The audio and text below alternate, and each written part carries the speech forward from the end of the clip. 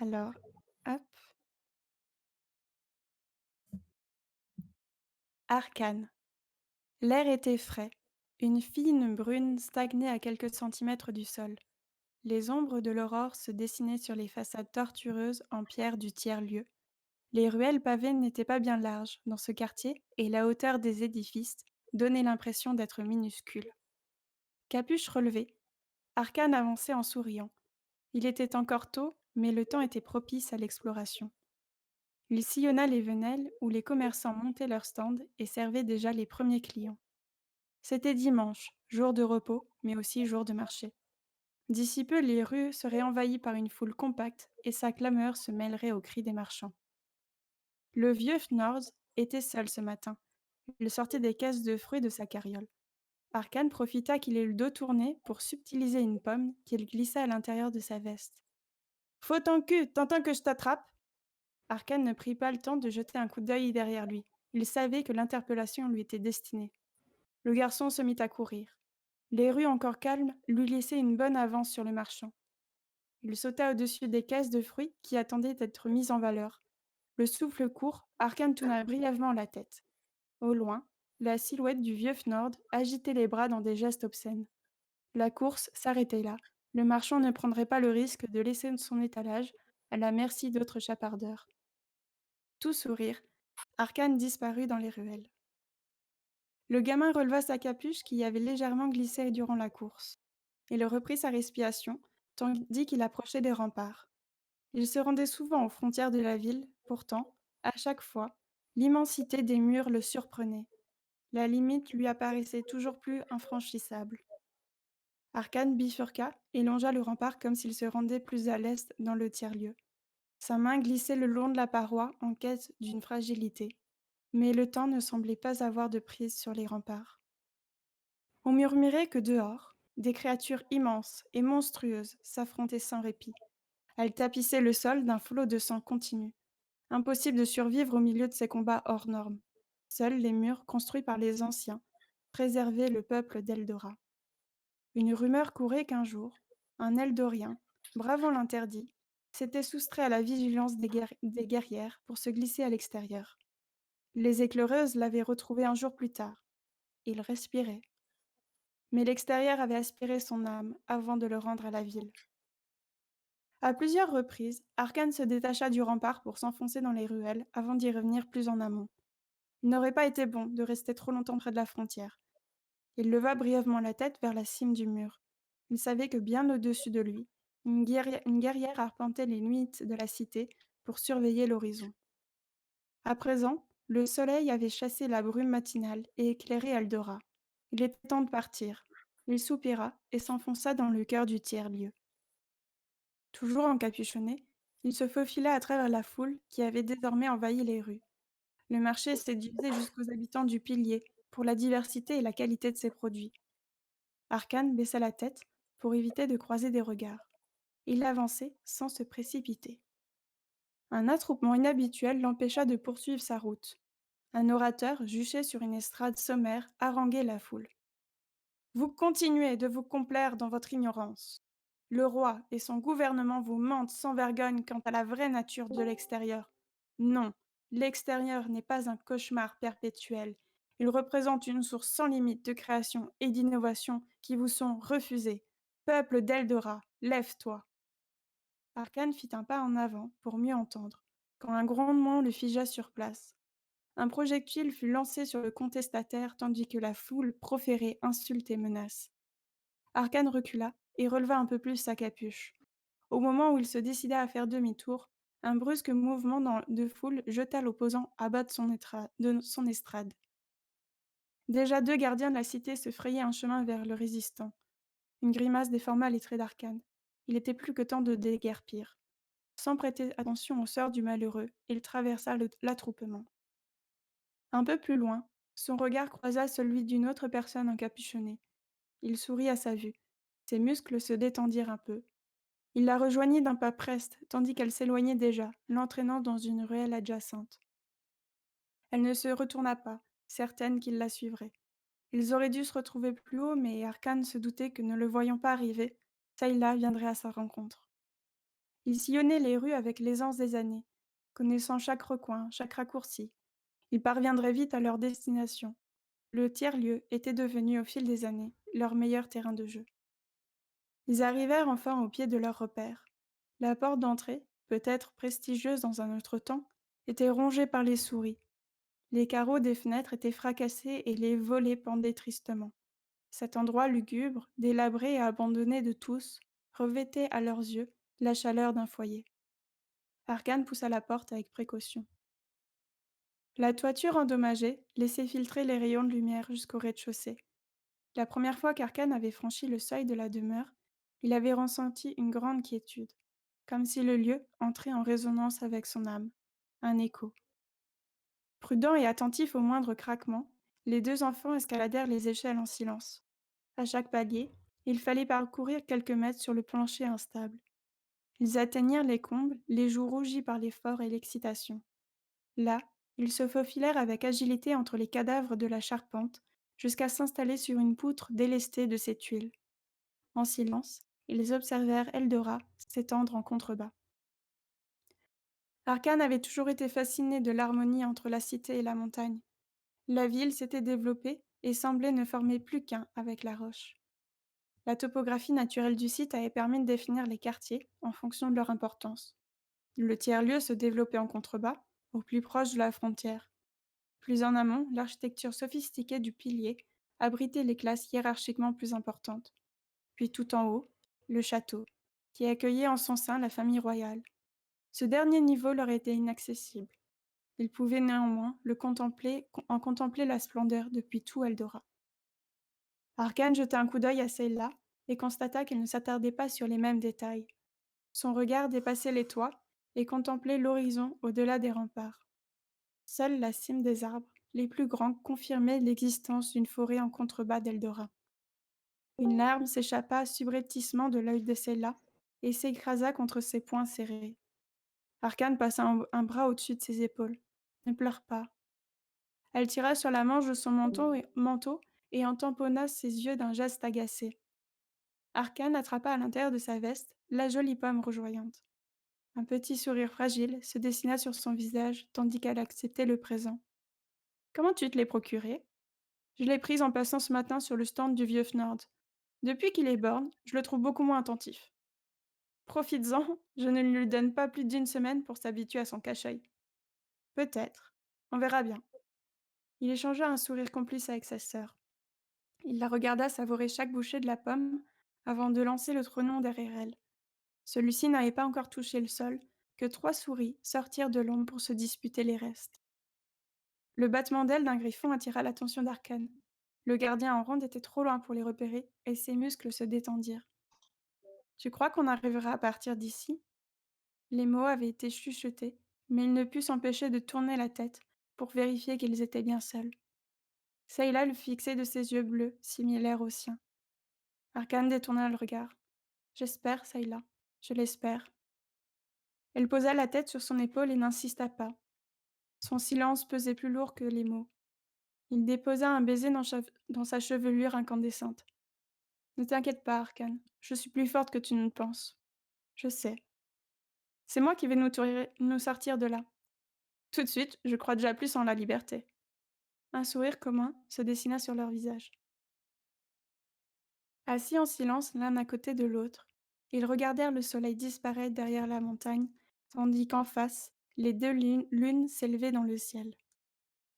À ce moment-là, les cloches de la tour de l'agriculture résonnèrent.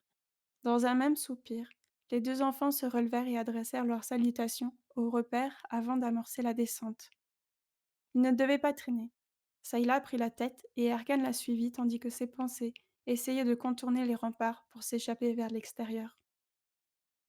Cela faisait des mois qu'il passait ses jours de repos à arpenter le pied des remparts. Les patrouilles des gardes avaient retardé son exploration, mais, dans l'ensemble, il avait plutôt bien avancé. Suffisamment pour constater qu'il n'existait aucune faille, aucun moyen de sortir. Trois portes permettaient de rejoindre l'extérieur, la première au nord, la seconde à l'est et la dernière au sud. À l'ouest, la montagne servait de barrière naturelle. Les portes étaient perpétuellement gardées par des guerrières. Inutile d'envisager l'affrontement. Il finirait immédiatement en cellule. Si seulement ils pouvaient trouver un autre passage. Soudain, un craquement retentit sous leurs pieds. À peine le temps d'échanger un regard, le sol s'effondrait sous Sayla. Le temps s'arrêta. Tout se figea. Arcane se jeta en avant et lança désespérément son bras. S'il perdait Sayla, son monde s'écroulerait. Ses doigts se refermèrent in extremis sur le poignet de sa sœur. Son cœur tambourinait à en faire exploser sa cage thoracique. Il tenait Sayla d'une main et de l'autre une corde attachée à une poutre. Il avait dû l'attraper instinctivement avant de plonger. La moitié de son corps flottait dans le vide. Arcane, remonte-moi! Impossible, répondit-il en serrant les dents sous l'effort. Il vit le regard alarmé de Sayla, qui cherchait autour d'elle un moyen de remonter. Puis, il perçut dans le reflet bleuté de ses yeux le moment où elle prit sa décision. Lâche-moi. Les yeux plantés dans les siens, elle répéta sans tressaillir.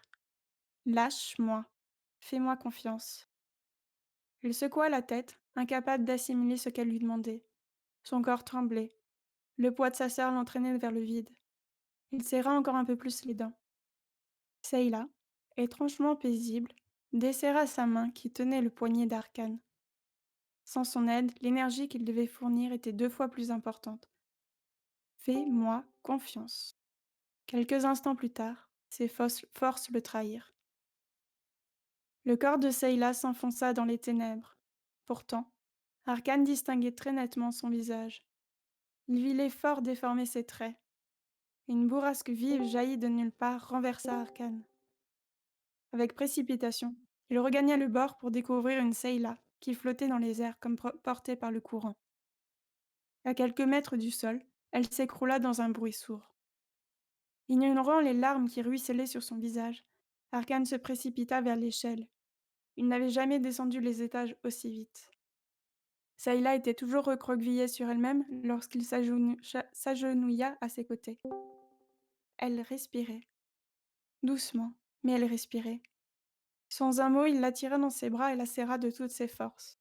Ses yeux se rouvrirent et elle lui adressa un faible sourire.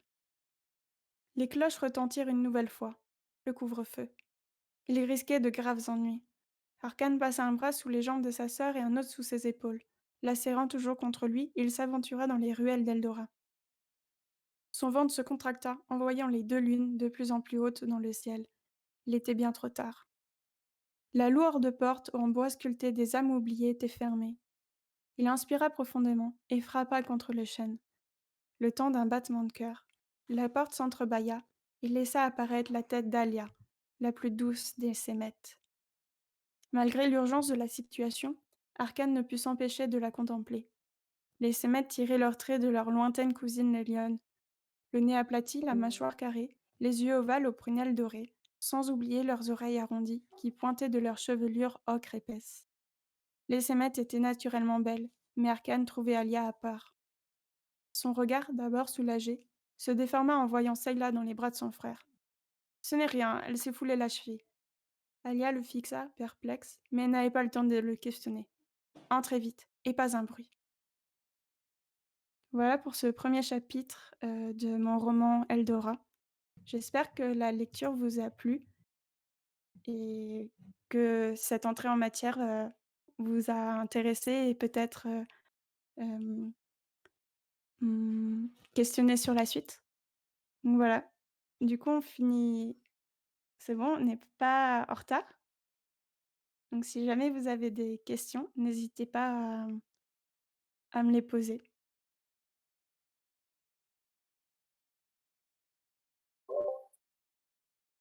Salut. Salut! Ça a l'air super sympa. C'est quoi comme style du coup pour le reste? Alors, on est dans de la fantaisie, même si ici, je garde encore pas mal secret certains éléments sur les personnages. Ouais. Notamment, ils sont pas décrits dans ce chapitre. Donc on est dans de la fantaisie médiévale avec, différentes races dans la cité d'Eldora, comme des fées, des faunes et des races que j'ai inventées, que vous avez pu rencontrer Alia, qui est une Sémette. et donc c'est un roman à plusieurs voix. C'est-à-dire qu'ici, on était dans le chapitre d'Arcane, mais le chapitre suivant, ce sera le point de vue d'un autre personnage. D'accord, narrateur alterné, quoi. Voilà, exactement. Ouh, gros défi, narrateur alterné. J'avoue. Oui, c'est un défi à écrire, mais personnellement, j'ai beaucoup aimé parce que ça me permettait de développer vraiment, les personnages. Ouais. On tourne à peu près entre 5 personnages. D'accord, sympa. Voilà, donc on a Arcane, dont on avait le point de vue ici. Sa Ouais. sœur Sayla, fait l'objet aussi de points de vue de chapitre, et Alia que vous avez juste, entreaperçu, donc qui est l'un des troisièmes personnages qui a aussi ses points de vue. D'accord. Sympa, sympa tout ça. Bah, merci. Bah, Je je suis t'en prie. contente que ça intrigue en tout cas. Bah, c'est un truc bien, ouais. Peut-être laisser, peut-être s'il y a d'autres gens qui veulent poser des questions aussi. Bah, n'hésitez pas. Si vous avez des questions par rapport à l'écriture ou les personnages, l'univers ou même le fait de travailler avec un éditeur, heu, pas de problème, je réponds à tout. Ouais. Bon, bah, écoute, je vais continuer. Heu, tu à facilement rentrer dans la tête de chaque personnage qui parle? Est-ce que c'est compliqué? Est-ce que tu dois t'immerger d'une manière différente pour chacun d'entre eux? Alors c'est une très bonne question, Merci. heu, parce qu'effectivement, c'est ce qui est le plus compliqué quand on écrit en alterné, des chapitres. Il faut vraiment, se replacer dans le personnage. Alors il y en a, comme Arcane, où j'arrive très vite à rentrer dans le personnage. Et il y en a où c'est beaucoup plus compliqué. Alors c'est un personnage que vous n'avez pas encore rencontré du coup, qui s'appelle Aileen et elle est de la race des fées, et pour elle, à chaque fois, ça a été difficile de rentrer dans la peau de ce personnage, et j'ai pas trouvé d'astuce pour y arriver. Je pense que au fur et à mesure d'écrire, on commence à on entre plus facilement dans la peau du personnage. Et pour le personnage d'Aileen, la correction a été très importante pour l'équilibrer. C'est-à-dire? C'est-à-dire dans son évolution ou dans ses réactions, soit elle évoluait trop vite, soit elle avait des réactions, disproportionnées ou pas cohérents avec, sa manière de penser, et donc ça, c'était dans le premier jet.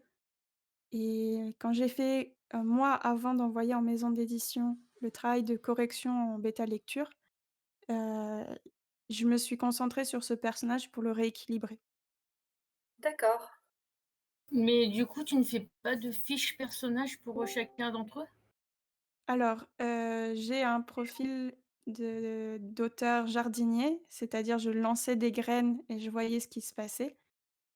Donc ça, c'est comment s'est construit les premiers chapitres du roman. À l'époque, je pensais pas du tout écrire un roman, donc c'est aussi pour ça que je fonctionnais comme ça. Et après, j'ai pas eu envie de faire une fiche parce que comment dire? La voix de chaque personnage, je l'avais bien en tête, la direction et les enjeux, mais retranscrire à l'écrit, j'avais besoin de ce premier brouillon pour pouvoir le faire, et les fiches personnages, au final, personnellement, j'ai pas trouvé l'intérêt de le faire. Mais ça, c'était vraiment mon rapport à moi. Je sais que ça aide beaucoup d'auteurs de faire des fiches.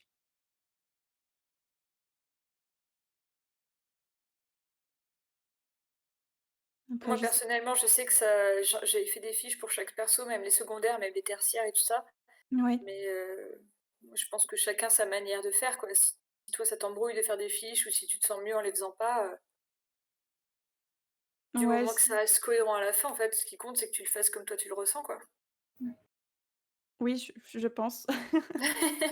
Après voilà, c'est des outils, je pense que, bah, chaque auteur met en place ses outils propres, Ouais, et en fait, les fiches personnages, j'en ai pas ressenti le besoin. Par OK. contre, ce que j'ai fait, c'est que j'ai écrit la trame de l'histoire. Ça je l'ai écrit, en structure. Donc avant de l'écrire en façon roman, j'ai fait des petites fiches pour, voir l'évolution de mon histoire. Yes, donc tu connaissais déjà la fin de ton histoire quand tu l'as commencé, quand tu as commencé à Hem, écrire? alors moi, c'est un peu particulier parce qu'en fait, j'avais le personnage d'Arcane et j'avais des bribes de son histoire et j'ai juste commencé à écrire parce que je voulais mettre à plat, mais j'avais pas du tout l'idée d'écrire un roman. Donc quand j'ai commencé à écrire, je savais pas du tout où j'allais. Et c'est à partir du 5e chapitre où je partageais un petit peu sur des forums et j'avais des bons retours. Je me suis dit: «Tiens, en fait, ça me tente bien d'aller jusqu'au bout» et c'est à partir de là où j'ai écrit la structure.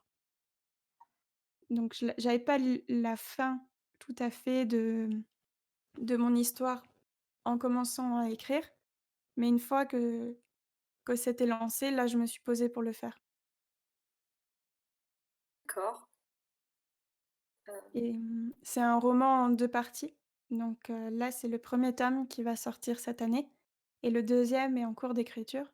Donc pareil pour le deuxième, là, avant d'écrire quoi que ce soit, j'ai écrit toute la structure de l'histoire pour être certaine que je répondais à toutes les questions que j'avais ouvertes et que je fermais bien tout. ouais. Mmh. En tout cas, les trames qui sont très importantes. D'accord, du coup, c'était censé être quoi au début? Parce que c'était pas censé être un roman, du coup, c'était quoi C'était pour toi? c'était rien. C'était juste, j'ai un personnage, un fragment d'histoire qui finalement c'est pas du tout celle que j'ai écrit et je Mmh. voulais juste, écrire un peu pour poser cette idée, mais j'écrivais pas du tout à l'époque. Donc j'imaginais pas que je pouvais écrire un roman. Donc c'était rien. Bah, du coup, félicitations. Ouais, Merci beaucoup. bravo. Merci. Et donc là, il est pas encore sorti, c'est ça? Alors il est en cours de correction, donc en fait on a, avec mon éditeur, on a fini la première grosse correction, donc celle que lui considère comme la V2, sauf que Ouais. moi c'est ma V3 ou 4. C'est toujours la V10 pour un auteur, Voilà, c'est la ça. version de l'éditeur. Donc là, on vient de finir ensemble les corrections de tous les chapitres et on va attaquer la deuxième phase de correction qui est celle de relecture, d'annotation, mais normalement tous les gros problèmes, on les a réglés dans la première phase. D'accord. Là, ça doit être normalement, hein, si on n'a pas loupé quelque chose, de l'ajustement. Et sinon, comment l'as-tu trouvé cet éditeur? Alors, l'édition, au départ, je l'imaginais pas parce que, pas que j'étais du tout contre l'édition, c'est que je n'imaginais pas, moi, intéresser une maison d'édition. Pour les raisons que c'est mon premier roman et en plus, il est en 2 tomes parce que c'était impossible de faire tout rentrer dans un tome. Donc je cherchais pas forcément une maison d'édition. Par contre, je parlais autour de moi. J'avais pas peur de dire: «J'écris», donc j'en ai parlé, très largement et en fait, c'est, par ces biais d'avoir parlé du fait que j'écris, ça a fait un peu un effet boule de neige ou du bouche à oreille et c'est arrivé dans l'oreille de celui qui est mon éditeur aujourd'hui et qui a dit: «Bah, envoie-moi ton manuscrit et puis je te donnerai un avis dessus». Mais c'était pas dans l'objectif d'être édité. Il me proposait juste, voilà, un regard professionnel dessus et attirer mon attention sur s'il y avait des points qui étaient pas bons et donc j'ai envoyé. J'ai envoyé en même temps à une autre maison d'édition qui faisait un appel à texte. Ça, c'était un peu ma deadline pour finir la correction et donc le 1er qui est aujourd'hui mon éditeur m'a rappelé, je sais plus, 3 semaines après, je crois. Et il m'a dit: «Écoute, c'est un coup de cœur». Alors là, je vous laisse imaginer mon état. et du coup, il m'a dit: «Écoute, voilà, moi ça me plaît bien. Si ça t'intéresse, je te propose de faire partie de la maison, des éditions du Hamster». Voilà. Donc c'est par le bouche à oreille plutôt qu'un envoi direct. Des fois, ça marche bien mieux comme ça, hein. Oui Oui. et puis ouais et c'est une maison d'édition indépendante qui est, «petite» entre guillemets, mais du coup, j'ai un super rapport avec mon éditeur. On a des supers échanges, c'est super agréable. Donc voilà, des fois, on a tendance à se dire: «Oh, je vais aller chercher les grandes maisons d'édition», mais je sais pas si c'est le mieux. Non, non, vaut mieux pas. Ils ont beaucoup trop d'ouvrages aussi, donc c'est compliqué peut-être aussi pour les grandes maisons. Oui, Oui, bah, c'est sûr, après il tu y vas a juste être un forcément petit auteur perdu au milieu des autres, C'est ça. c'est possible. Je peux pas lui parler de cette expérience parce que j'ai que celle de ma maison, mais c'est vrai qu'on a un rapport, bah, très proche. Je peux lui envoyer un SMS, enfin, je peux l'appeler à n'importe quel moment et lui dire: «Écoute, j'ai pas compris là ce que tu voulais dire sur ce passage en correction». Et puis, bah, hop, il m'explique et si je suis pas d'accord avec son explication, bah, on en parle et puis voilà, on arrive à un compromis ou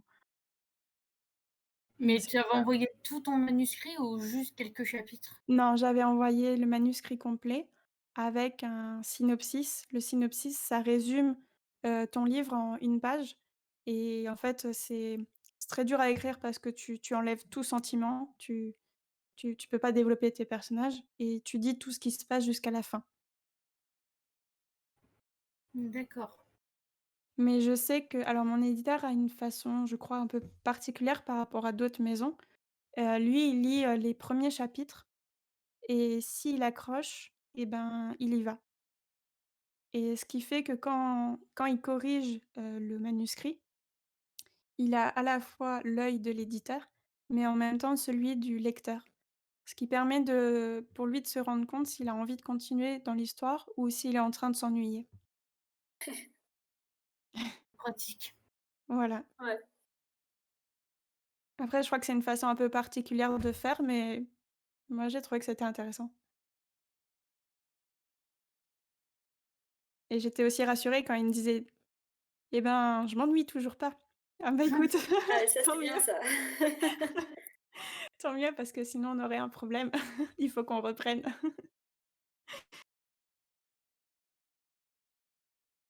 Donc voilà, c'est, bah, une très belle expérience.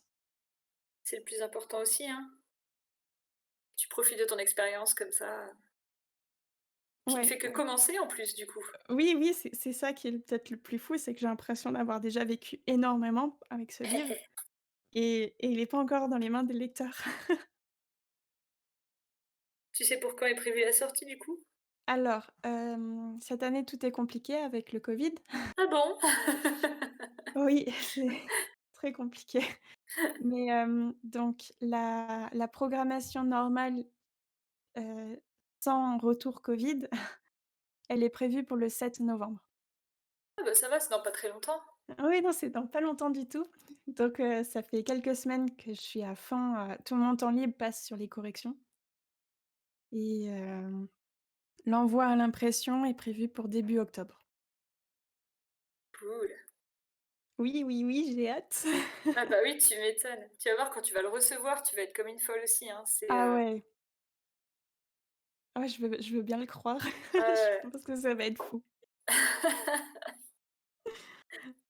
et puis, en fait, j'ai vraiment, vraiment hâte de rencontrer les lecteurs et en fait, j'ai hâte de voir, les retours des personnes sur le roman.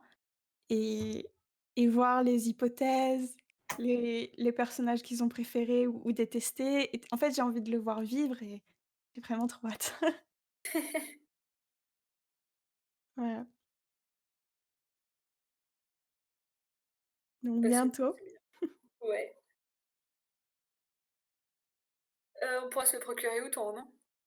Alors, on pourra se le procurer dans toutes les librairies. Il sera disponible sur le catalogue. Vous pourrez pas forcément le trouver, sur les tables parce que comme c'est une maison d'édition indépendante, on n'a pas une force de frappe, aussi importante que les grosses maisons d'édition. C'est normal.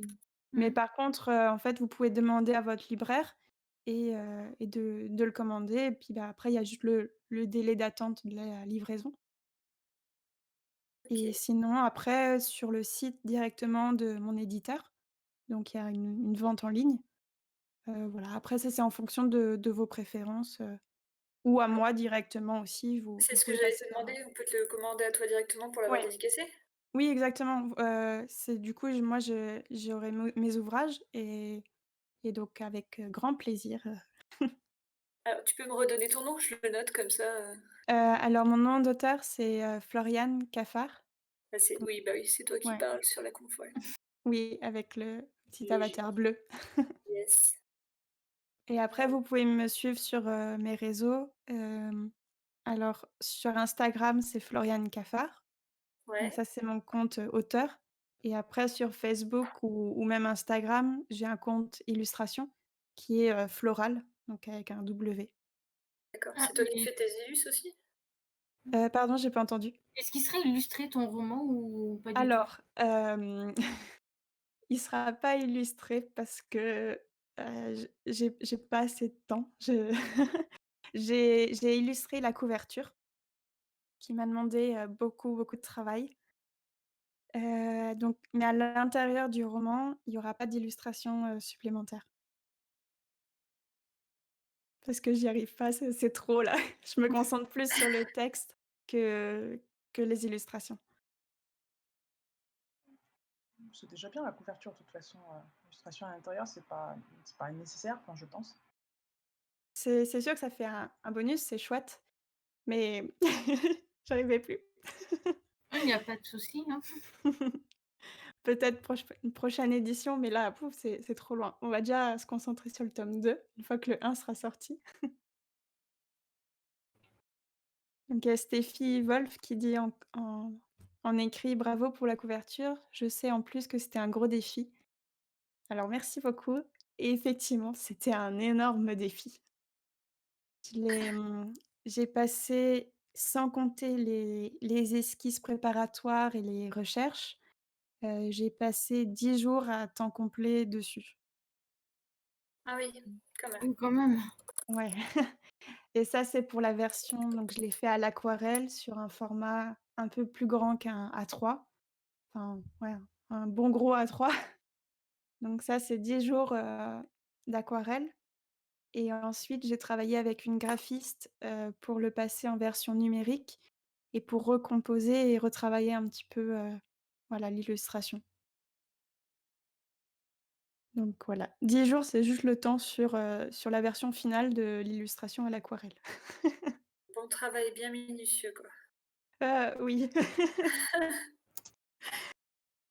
parsemé de gros doutes.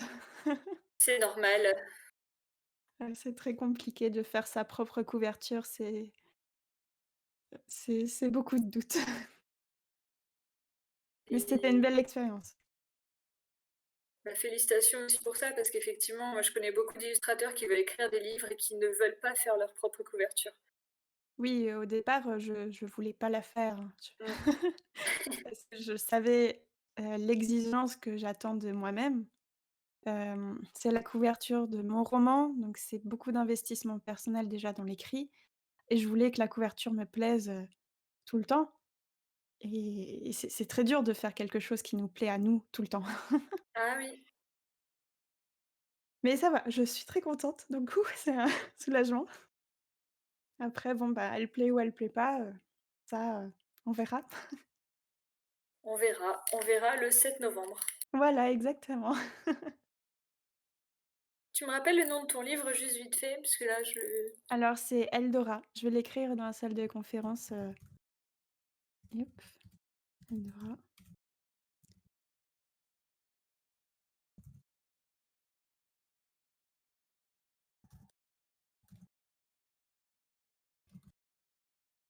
Voilà. OK, bah, c'est tout noté. Bah, merci tout le monde pour, avoir assisté à cette conférence, à la lecture, d'avoir posé vos questions. N'hésitez pas si vous en avez encore. En tout cas, c'était un plaisir, voilà, d'être là. Ouais, bah, merci à toi Si. Merci. Avec plaisir, merci à vous. et bon salon. Merci, Bon Bon salon à vous tous aussi. salon. Salut à merci. tout le monde. Bon Salut. salon tout le monde et du coup, bah, à Mmh. 15h, il y a la prochaine conférence «Comment amener les jeunes à lire». Voilà, dans 10 minutes, oh mon Dieu. Ça va, pas trop stressé? Non, jamais. Voilà.